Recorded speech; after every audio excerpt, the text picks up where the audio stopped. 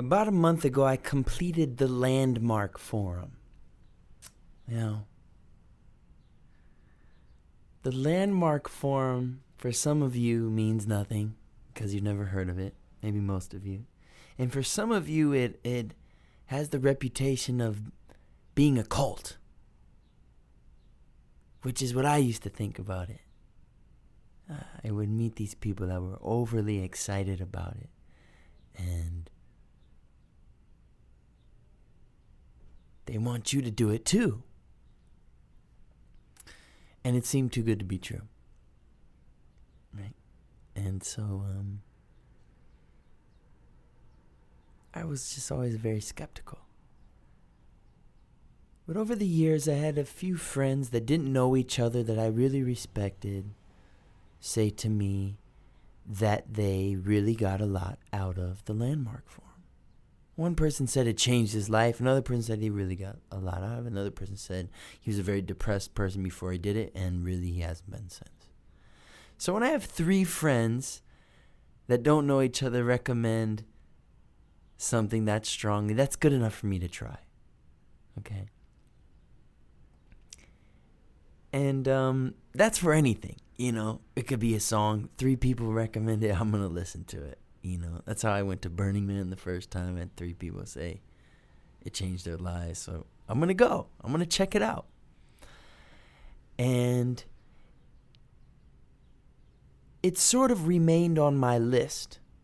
I mentioned this in another podcast. I had a list of things I was going to get to. You know, spending a week alone was one of them in complete solitude. Going back to Burning Man was one of them because one of the best weeks of my life was there, and I hadn't gone back. And attending the Landmark Forum was one of the things on this list that I was putting off until I was done being famous again.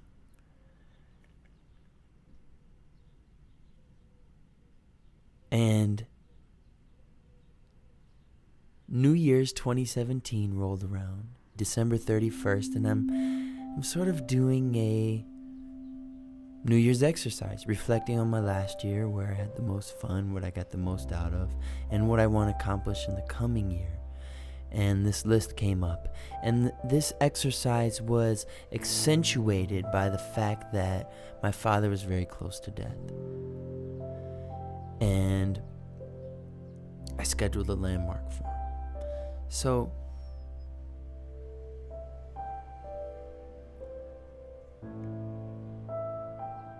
I end up at this seminar in Culver City in an office building, and I spend 3 days with 120 other people, 3 full days, and I can say to you that I walked out of this thing a different man. In fact, maybe I walked out of this thing a man, where I was only a boy before. So what did I get out of the Landmark Forum, right? What'd you get? What's the point of it, right? So I tell people that the Landmark Forum tricked my mind into seeing itself. And I had some very negative ideas about myself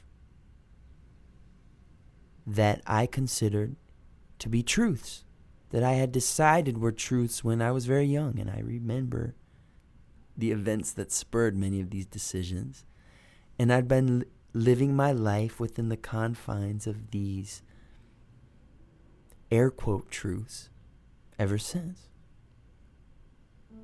Now, one of these truths was that I am not good enough.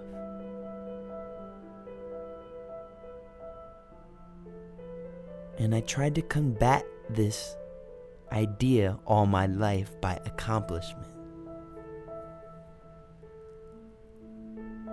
And I can remember when it started. It's very peculiar. I remember I had a few best friends that I'd known since preschool, and in the 2nd grade they switched schools. Okay? Now, after my best friend switched schools, I wanted to be, this is nothing traumatic, right? It's not like a crazy story. After my best friend switched schools, there were these two other kids named Justin and Aaron. And I wanted to be friends with them because my friends were gone, but they were already friends. So I was sort of this outsider, third wheel. And I concluded in the second grade that I wasn't good enough. I didn't belong. And I lived the rest of my life as someone who wasn't good enough, who didn't belong. And as I stated before, I tried to combat this feeling with accomplishment. I thought maybe if I accomplish big things, I will belong. So this started in school.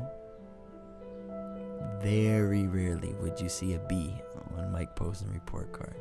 In fact, in high school, I had all A's and A minuses. I had 1 B plus in band.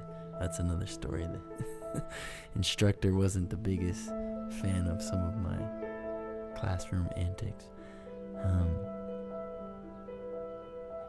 And this carried on into college. People ask where I went to college. I went to Duke University, and they say, "Why'd you go there?"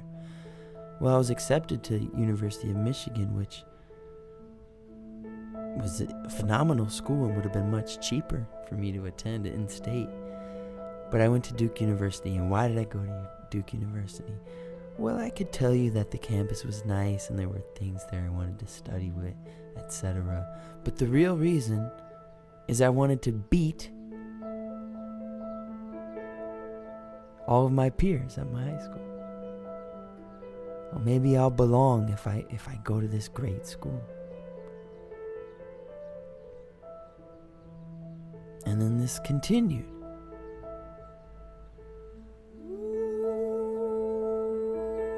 As I made music and attended Duke University and still felt not good enough, still felt like I didn't belong there. I remember thinking, I even remember saying to a friend, once I get a record deal, I will be a much nicer person because I'll be secure with myself. I'll have accomplished what I need to feel like I'm good enough, like I belong. Now, of course, I signed a record deal after my junior year at school, and I felt like the same person afterwards, just as insecure. Still felt like I wasn't good enough. So then I thought, maybe I need a hit song, maybe I need more popularity. So I had a little taste of popularity, a little taste of fame then. So I thought maybe I just need more. So a few years passed and I attained this goal. I accomplished the hit song, first one.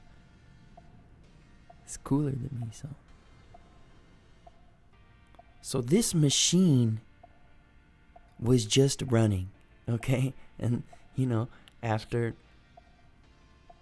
Cooler Than Me, I thought, well, maybe it didn't work. I still felt like I didn't belong, still felt like I wasn't good enough. And so I wrote songs for Justin Bieber, Boyfriend. And I wrote songs for Maroon 5, Sugar. And didn't do it. Still felt like I wasn't good enough and I didn't belong. And so then I started working on my next album and I learned to play instruments. I thought, I'm not an authentic artist, I can't play and sing at the same time, so I learned to do that. Now I'm a real singer-songwriter. I can play a concert by myself with just a guitar and a piano. And I toured like this, alone, without a band or tracks. And now they know my name in Paris, but I'll be buried in Detroit next to my father's fire.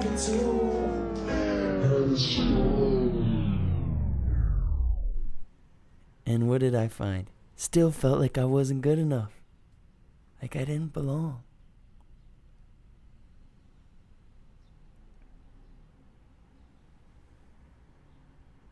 And here's where I got really tricky. I started to amass what they call in India a golden chain. Now these sort of worldly accomplishments that I had attained thus far, the record deal, the good grades, the notoriety, etc., they are what they call the iron chain. Now, the golden chain is what I moved on to next, So I had these hit songs. I had the sports car, a Porsche Cayman S, and a house in the Hollywood Hills, $1 million house. And I got rid of all those things, and I started to amass spiritual accomplishments. I learned to meditate, visited India, and read holy books like the Gita. And on the surface, these activities looked very noble, looked very holy. But really, I was still just trying to feel good enough, to fit in, to feel like I belong.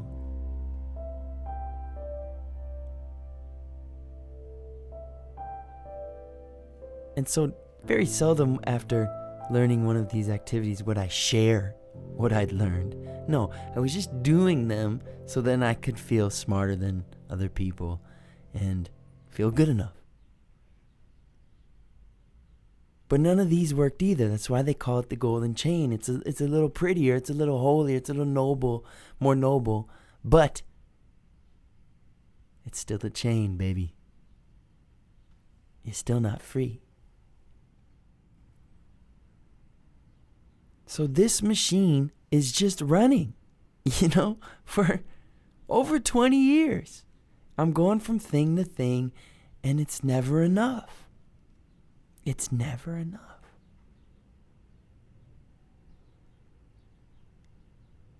And it took the Landmark Forum, which is the least sexy, activity one can embark upon to change their life. I always thought the thing that would give this feeling of figuring it all out would come from, some very esoteric book that no one else has read, or somewhere deep in the mountains in a monastery. But here I am in this office building in Culver City with a white woman leading the ceremony. And I'm able to see the way my machine of I'm not good enough, has just been running. I can see the pattern. Before, I thought the next thing was gonna fix it. I really did. I had plans of the next thing. But I had no idea that underneath was this idea of I'm not good enough. So what do you do with it, right? Okay, you see that you've been living your life with the idea that you're not good enough, that you don't fit in, you don't belong. And, okay, do they just let you loose? Well, here's the interesting thing. Once you can see it for what it is, which is a story that I made up, right? I'm not good enough does not exist in the world. It's not a real thing. It's a story in my mind that I made up when I was a little kid and I chose to believe was true. And once I took responsibility for making that choice, right, that was my idea. I'm not good enough. I created that story, that timeline, that lens through which to look at the world. Now, to take responsibility for that decision is to admit that I'm the author of that decision. I'm the creator of that decision, the creator of that lens through which to look at the world. Now, if I'm the creator of it, you guessed right, I can also be the destroyer of it. But I don't necessarily need to destroy it, because I still hear, I have those tendencies, those habits, which have built up over 20 years, more than 20 years. But now that I can see it for what it is, a made-up story, I no longer have to act in accordance with, I'm not good enough. I used to practice the guitar for 4 hours a day. I'd slave away so I could feel good enough. But now, I can pick up the guitar and play it because I want to, because it feels good, not because there's something wrong with me now. See, I was so busy trying to improve myself.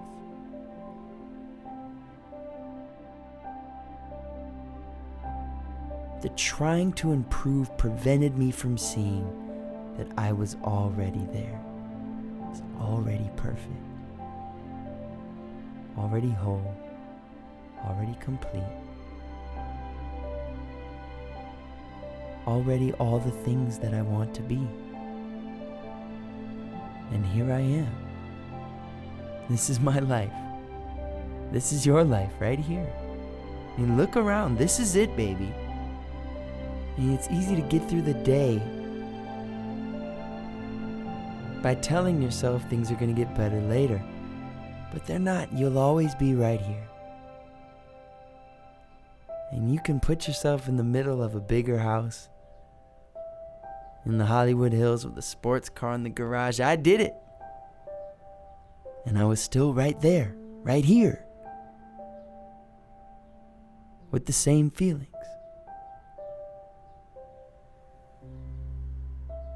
So what decision that you made when you were 4 or 5 years old is still dictating the outcomes in your life, right?